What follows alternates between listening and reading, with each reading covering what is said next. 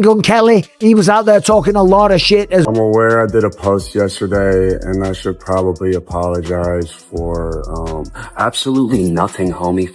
This dude, that's how beef works. You know, it didn't go his way. He didn't get the win. He didn't get the biggest comeback in combat sports history. It was the biggest After staying out of the public eye since his recent setback, Conor McGregor has now reappeared in new footage.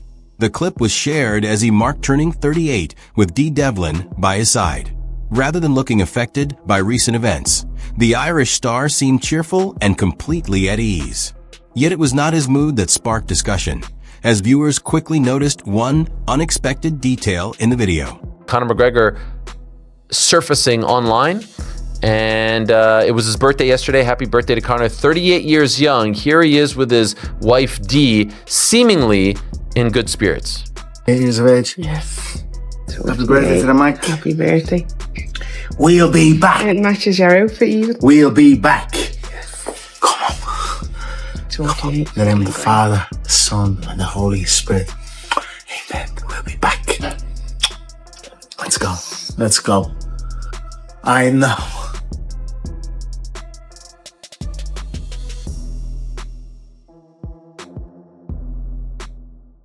The clip ran for barely half a minute, yet viewers quickly focused on how McGregor was using the injured leg.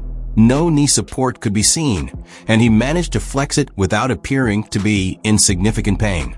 Dr. Brian Sutter, a sports injury expert, said that may reduce concerns over serious damage to the MCL or LCL. Still, he cautioned that such limited footage reveals almost nothing about the ACL or meniscus. So while Conor's movement looks promising, it is far too early to conclude that the injury is only minor. So there you go. He seems to be in good spirits. He seems to be happy. He says that he is going to be back, which is probably the most, the most important nugget of it all there. He seems to be grounded. Who knows? It's a 30-second video. I saw some people breaking down, whether or not this means it's this kind of injury, that kind of injury, including our pal Dr. Suterer, who said this on Twitter when he saw the video.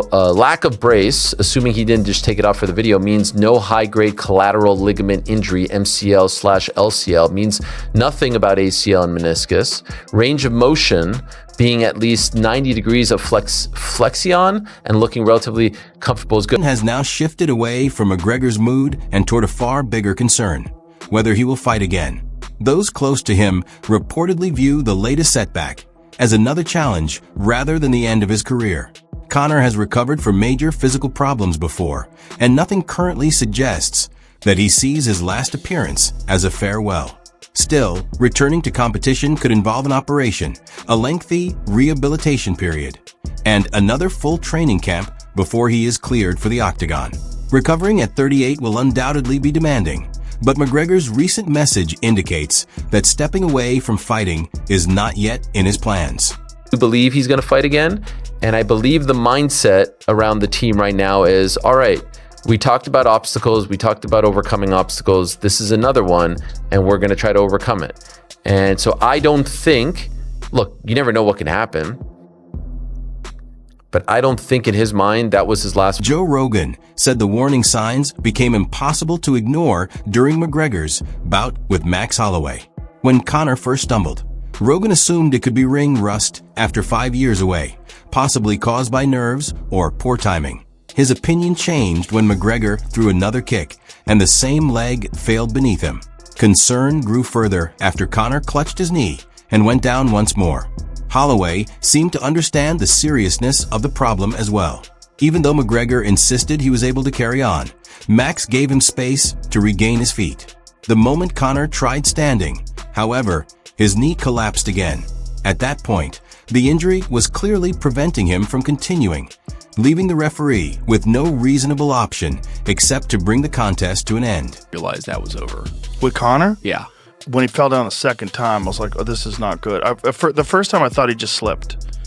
It's hard to tell. It's wild. It's in the moment. I thought he slipped. And then when he got up and he threw a kick again, I'm like, oh, I don't like how his leg just gave out. That didn't seem like. And I'm still hoping he's just slipping. Yeah. I'm hoping he's just freaking out because he hasn't been in the Octagon in 5 years. And then he started moving around and he like grabbed his knee and buckled. Okay. And there was some conversation. I didn't notice that. Yeah, there was some conversation going on between him and Max Holloway. And I was like, Max is saying he can't fight, like something's wrong. And he's saying, fight me. He's like, get up. And so he lets him up, and then his knee buckles, and then the referee stops the fight. On the Cali streets. Da-da-da-da-da. It's the motherfucking D-O-double G. His career is over. He knows it. Oh, he fucked his knee. Why did he do that? They made for a shit main event. He won't be back. Look how mad the crowd everybody is. You think he's gonna come back? No, I don't think so. Michael Bisping has dismissed claims that Conor McGregor was already hurt before facing Max Holloway, or that the incident had been planned. He believes McGregor's strange opening was more likely the result of pressure and adrenaline after a 5-year absence from competition. Conor charged forward immediately and launched an ambitious jumping attack, perhaps chasing a dramatic finish like Jorge Masvidal's famous flying knee against Ben Askren. But he attempted it from too much distance, came down badly, and his knee seemed to fail almost at once. Bisping called it a careless decision, not proof that the fight had been staged. We know what happened. McGregor blew his knee out in the first few seconds, made an absolute shit ton, $30 million for almost no work. Didn't really take a punch. Max Holloway got paid for nothing as well. The fight didn't happen, and of course, everyone's out there. They've all got opinions. Everyone's calling it a fakes and saying that he was injured beforehand and this and that, and shut the hell up, okay? Anytime Conor McGregor fights, anytime there's a big, huge fight, you get tons of casuals tuning in.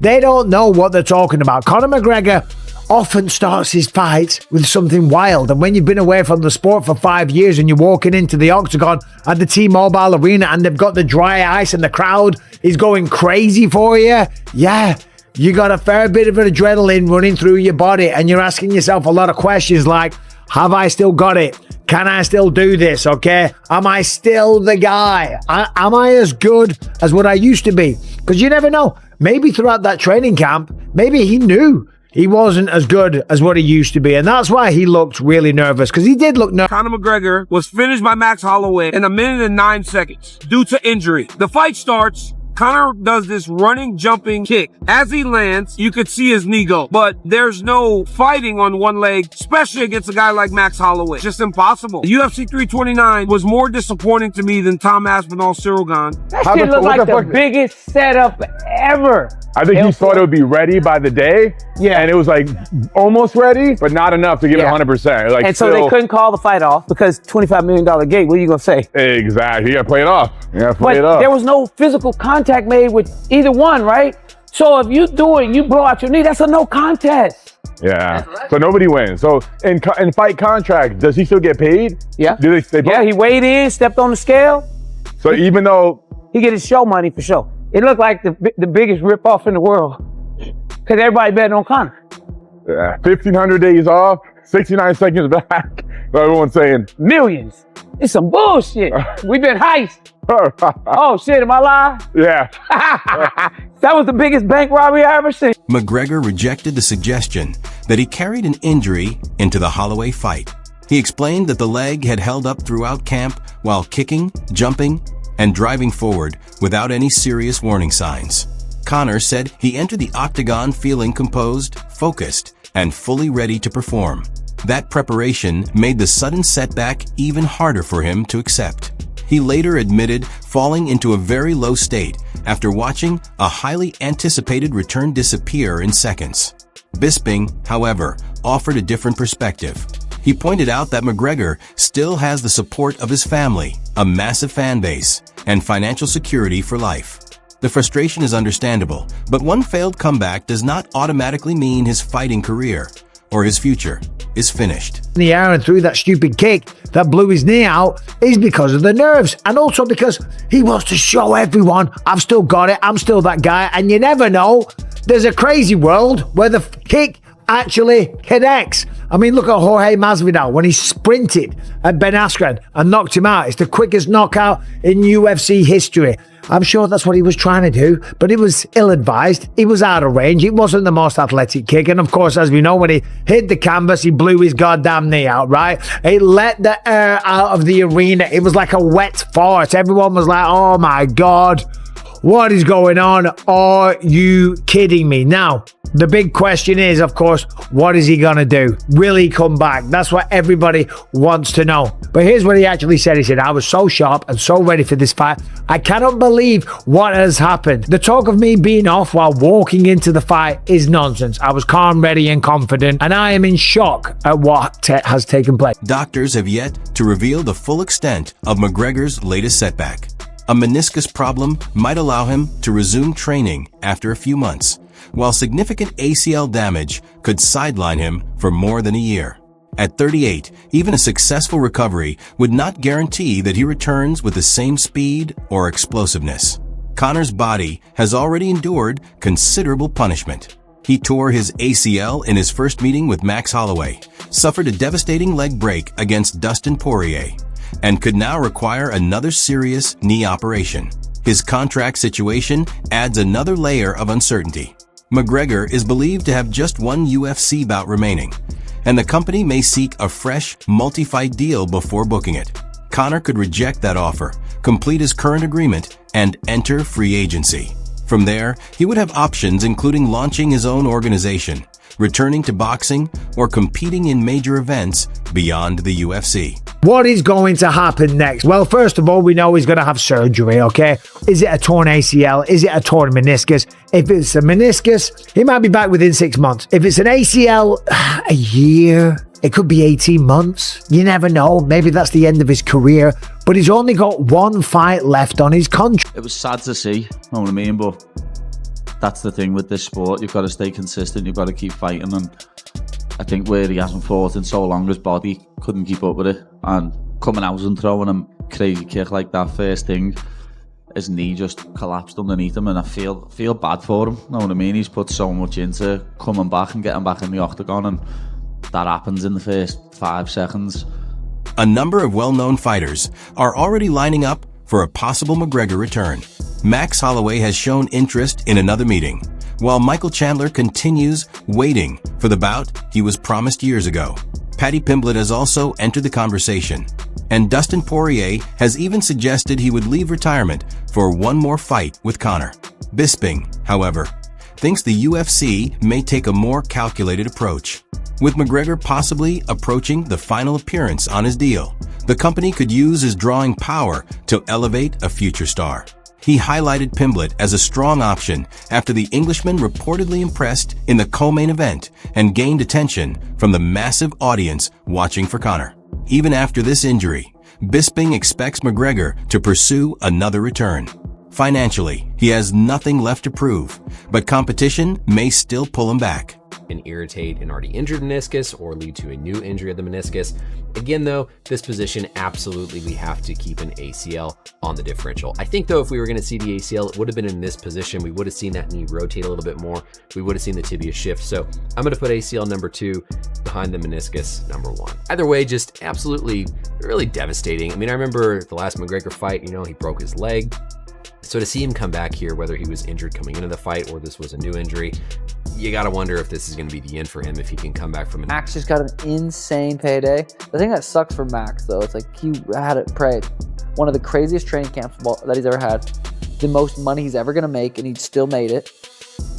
But it's just, you almost feel guilty. It was kind of the same thing with Paddy. Paddy went out there, at least subbed him, looked fucking sick. But you almost feel guilty because you're not hurt. Your hands don't hurt, your face doesn't hurt, nothing hurts. I bet Max is just like, what the fuck? I would be, if I was in Max's position, I'm sure I'd be so, like, you're grateful, you're blessed, everything's great, but you didn't get to go out there and do what you love to do. You didn't get to go out there and perform. You didn't go out there and show the world how good you. It's like, will it? Is it as easy as that, or how? Like, I know you just kind of described it, but how? How did you get that confidence back to walk in there and face a guy like Max Holloway on Saturday? Man, I don't know. It's above, brother. It's divine. It's not me. It's above. That's how I feel with it. I could question my own self with that also, but I have it. I'm confident, and I'm gonna showcase it. I love this arena.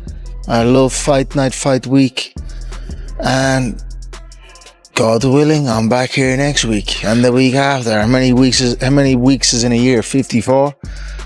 There you go. You know, I could fight every week if it's a go. You know, before the injury, I had maybe 3 within the year.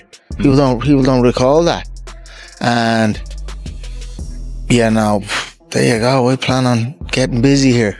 Can we get back to that? Or will even the business, will the fight business allow it when you almost get too big to fight that frequently, right? Or can we get back to that level of activity? I wish for it. I wish for it. So if I'm the man in the arena, right? I'm the one that's making the walk. So if I'm the one who's pushing for it and campaigning for it, I'm sure that is the case. Now I've said my piece with the Ultimate Fighting Championship and their staging of my bouts. And they've said their piece, and you know it's kind of fallen on